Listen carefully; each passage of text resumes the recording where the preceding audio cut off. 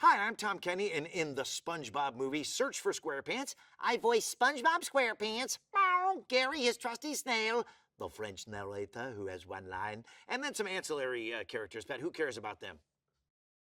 So the story arc of the movie, in a thumbnail, is I would say SpongeBob wants to be a big guy. He wants to mature. He's ready to grow up, and he really desires that very badly. And in his effort to do that, he has an adventure in the underworld because he runs afoul of the nefarious Flying Dutchman. And in the course of that journey and finding himself and maybe learning some life lessons about what really matters, the relationship between SpongeBob and Mr. Krabs goes to some heretofore deep places, and I don't mean deep just because it's the underworld. Emotionally deep. The villain of this piece is the nefarious Flying Dutchman, the meanest, most pants-wettingly evil pirate of all time. And the Dutchman, even though he's evil in this movie, he also has a want. He also has a desire, a dream, and that's to walk the surface world again, to feel the sun on his face and touch other human beings without his hand going right through them. And that's what he wants. And if he has to step on other people and maybe trick other people into switching places with him so he can vamoose out of the underworld, he's going to do it. And that's who SpongeBob is matching wits with. And the Flying Dutchman is a very canny guy. He's smart. He's malevolently evil. So he is very hip to SpongeBob's desire to grow up and be a big guy, and really works that.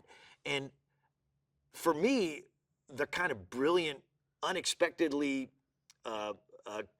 different direction of this movie was that it deepened the paternal bond between SpongeBob and Mr. Krabs, which has always kind of been there, but it's never been explored to this extent. So this movie's Fresh Fish special is Regina Hall as Barb. Now, Barb is the Flying Dutchman's long-suffering assistant, major domo, second in command, and, thinks that they have a mutual respect relationship, maybe even a little more, if you know what I mean. And along the way, she learns that the Flying Dutchman does not give a hoot about her and is ready to kick her to the curb to get what he wants, which is to be human again. Maybe even have legs instead of that weird little ghosty tail thing. So that's kind of interesting. One thing that just hit me when I watched the movie was that the Dutchman is ready to leave his longtime aide behind, who's been very helpful to him.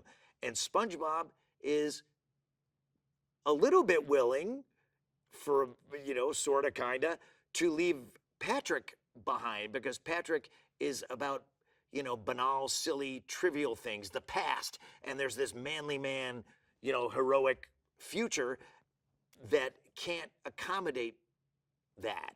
So, in a way, SpongeBob and the Dutchman come to a similar crossroads of, what am I going to do about this loyal person who I might have to kick to the curb and leave behind?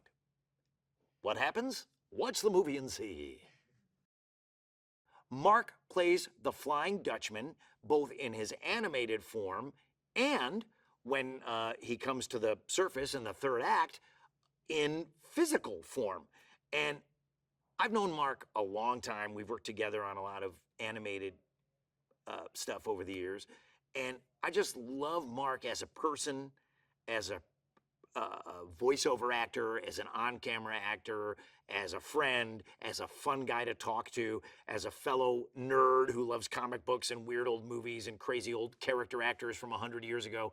Him and I have always bonded over that stuff. And being able to be in this movie with him and kind of, guide his vocal performance as the Flying Dutchman was just a dream come true. Mark just leaned into it, embraced it.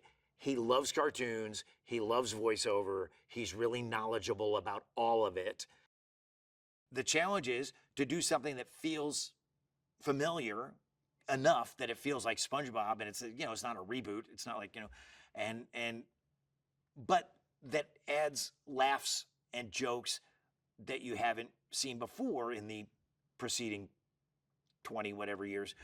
And I think the movie really rises to that challenge, and I was laughing a lot. You know, I think Derek Drymon, his writers, his storyboard guys, his animators, everybody who worked on the film, just was very, very joke conscious, but also story conscious. So I think it's a great happy medium between dumb laughs and rather affecting character stuff.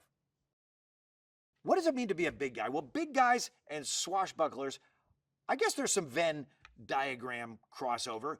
A big guy is a grown-up. He's adulting. He's not a kid anymore. He's not silly. He's not goofy. He's not a bubble-blowing baby. He's fully adult, fully in control, never does anything wrong, always takes the correct path, skilled in everything without even trying, and we all know that that person does not exist in nature and never has. Well, Derek Drymon did such a great job on this film. He directed the animation parts. He directed the live action parts. It's based on a story that had been percolating in his head for a long time.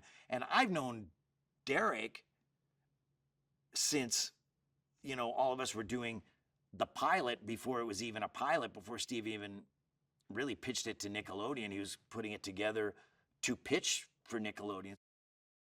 SpongeBob and Patrick are a comedy team, and they have a genuine love for each other. The characters do. And I feel like Bill and I are a comedy team, and we have a genuine love for each other. And I think both the Tom and Bill relationship and the SpongeBob and Patrick relationship are both really palpable and real, and I don't think you could have one without the other. One thing that's funny to me is that when people, mostly 20-somethings or up, that grew up with SpongeBob, like SpongeBob was their childhood show, they've carried it into their adulting lives, you know, now that they're big guys. Well, one of the many awesome, unexpected perks of this job that I didn't know going into it was that it would last for a long time, and that we would have this job voicing these characters that we adore for a long time, and that people who watched it when they were little kids would grow up and still really love these characters and have a really affectionate, sweet spot for them that's deep. And I don't know what it is, you know, it all goes back to Steven Hillenburg, really.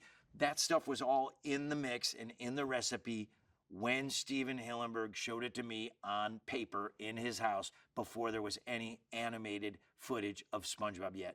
It was all there. Steve had it. Steve had it. He conveyed it very well. And then, you know, as people that were there at the beginning, Derek Drymon being one of them, or before the beginning, really, you know, he just explained it so well, and it was so lovely that we just latched onto it and have tried to continue on with it to the best of our ability in Steve's absence.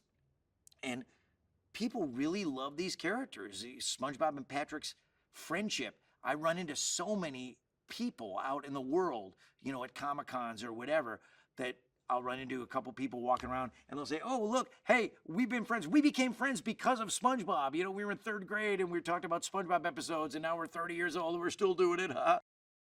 Well, first thing I would do if I went to Bikini Bottom was hit the Krusty Krab. It's got a zillion 5-star reviews on Yelp. If you're a visitor from out of town, you have to go to the Krusty Krab.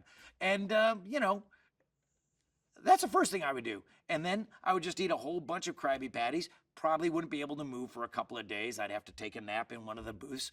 SpongeBob would be so nice that he wouldn't kick me out. You know, okay, just stay there. And After that, I'd go visit Squidward. Maybe I'd take a little visit to Mrs. Puff's boating school, take a lesson, and so much to do, so little time. See what inventions and gizmos Sandy's got up her sleeve this week, and not eat at the Chum Bucket because that does not have a zillion 5-star Yelp reviews. But I might look at it from a distance and take a picture.